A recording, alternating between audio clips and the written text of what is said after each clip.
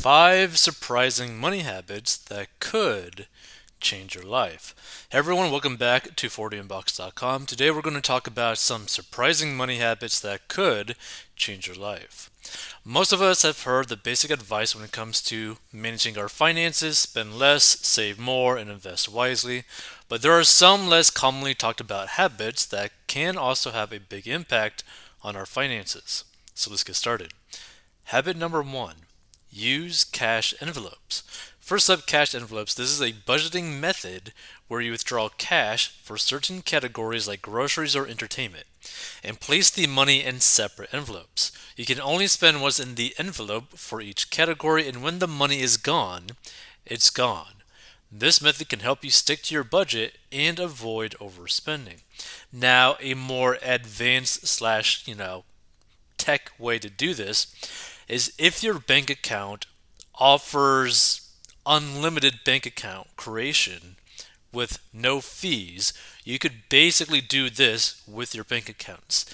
Now, I personally only know one bank that allows you to do that with, I think, no fees, and that is Ally Bank.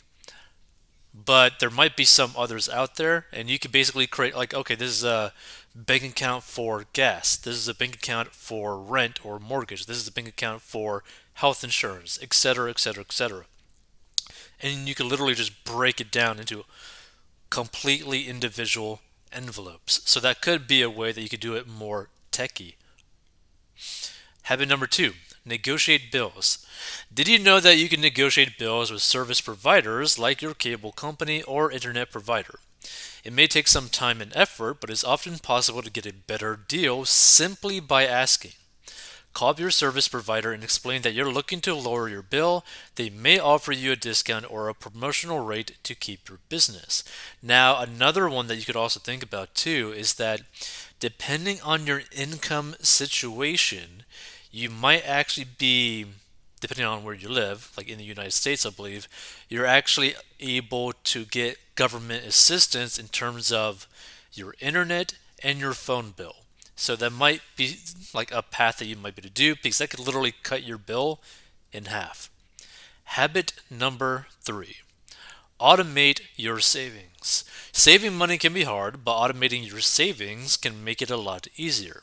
Set up automatic transfers from your checking account to your savings account on a regular basis.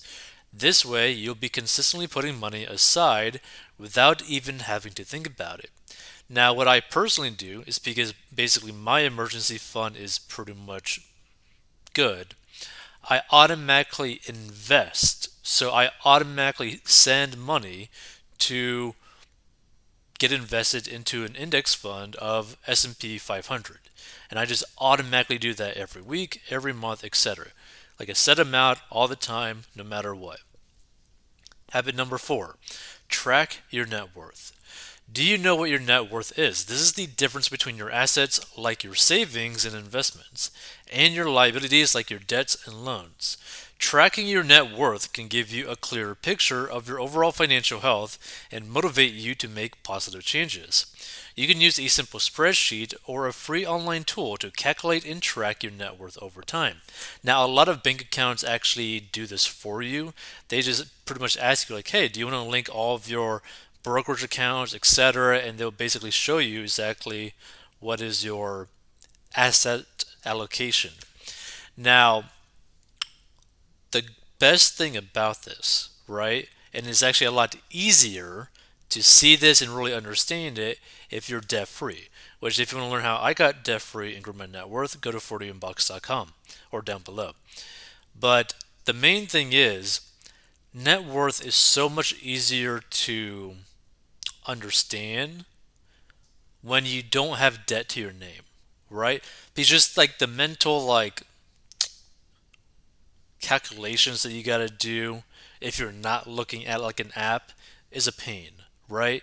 If you got like 20 grand in debt of like student loan debt, if you got like 30 grand in credit card debt, if you got a mortgage, if you got a car loan, if you got, a parent plus loan, like it's just like one big mess, right? But if you have no debt and literally all you got is assets, you can be like, oh, Okay, I got like $1 million right there, or I got 500 grand, or I got 50 grand, whatever it is.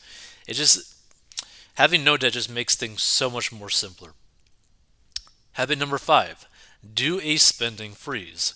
Lastly, a spending freeze. This is where you challenge yourself to not spend any money for a set period of time, like a week or a month.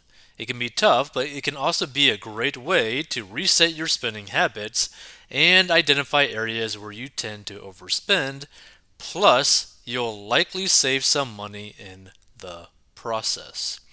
Now, another thing that you really need to understand about this spending freeze is that you have to be very careful because the problem with this spending freeze is that it's great for short term, but it's short term.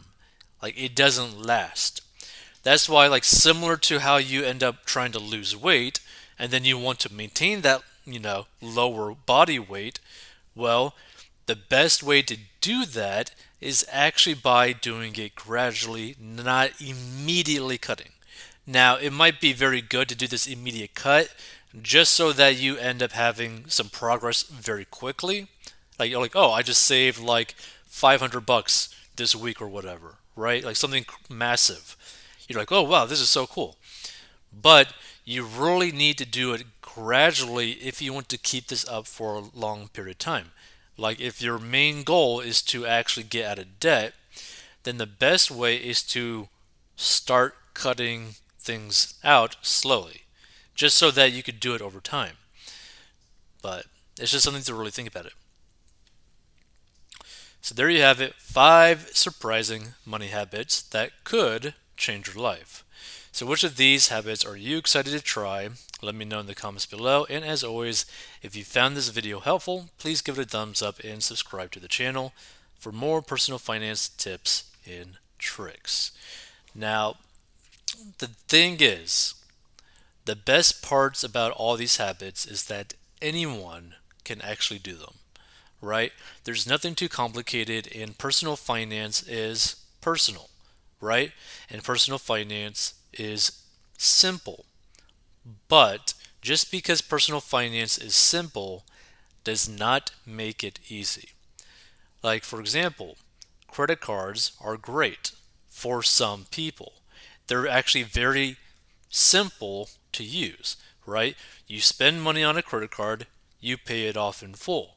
The problem is, for a lot of people, that is actually hard to do.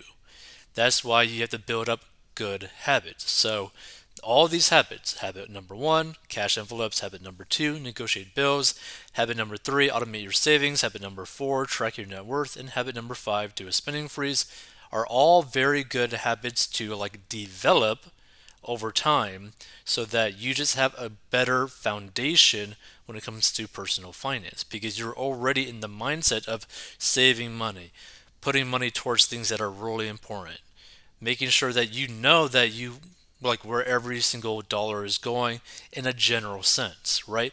You may not necessarily know exactly where it goes, but if you do the cash envelopes pretty often and you actually do it well enough, you know pretty much like 95% likelihood where it's going.